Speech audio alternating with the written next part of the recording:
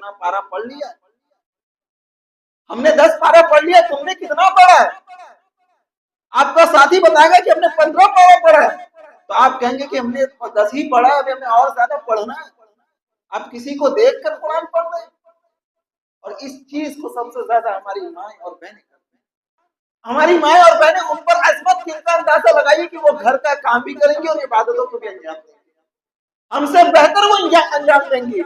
एक काम को करने के बाद अपनी इबादतों को टाइम बाय टाइम वो करती हैं, और करने के बाद अफसोस की बात है कि वो लोगों के सामने उसको मशहूर भी कर देती है, रियाकारी की हैसियत से करती हैं, लोगों को दिखाती हैं कि हमने इतनी इबादत की, हमने इतना कुरान पढ़ा। हमारी माएँ और बहनें अपनी सहेलियों के पास अगर जाने के बाद बैठती हैं, कहती हैं, अपनी साथी से कहती हैं कि बताओ तुमने कुरान कितना पढ़ा? वो कहती हैं कि हमने तो एक कुरान खत्म भी कर दिया। और तुमने कितना पढ़ा? वो कहेंगी कि नहीं, हमने तो सिर्फ 15 ही पारा पढ़ा।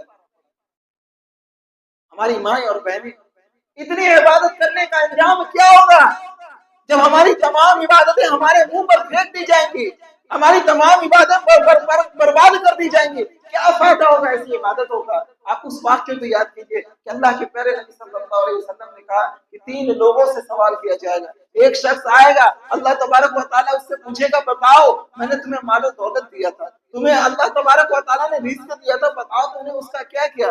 वो कहेगा क्या मेरे मौला, ये बात हकीकत है कि तूने मुझे रिज़्क़ दिया था, तूने मुझे अमीर बनाया था, मुझे मालो दौलत से नवाजा था, और उसी मालो दौलत को मैंने तेरी राह में खर्च कर दिया और सदका और खैरात बहुत ज्यादा की।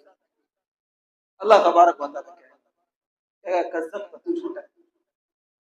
अल्लाह तबारक व तआला कहेगा तू झूठा है, तूने सही नहीं किया, तो इबादतों को इसलिए अंजाम देता था, तू मालो दौलत को इसलिए खर्च किया करता था कि लोग तुझे फैयाजी कहें, लोग सखी कहें, और तुझको दुनिया में फैयाजी कहा गया, सखी कहा गया। जिसने जिस चीज की नीयत की, अल्लाह तबारक व तआला ने उसे दुनिया में वो चीज दे दी। अब आखिरत में तुम्हारे लिए कुछ नहीं है। अल्लाह तबारक व तआला फरिश्तों को हुक्म देगा, कहेगा कि जाओ, मुंह के बल घसीटते हुए इसे जहन्नम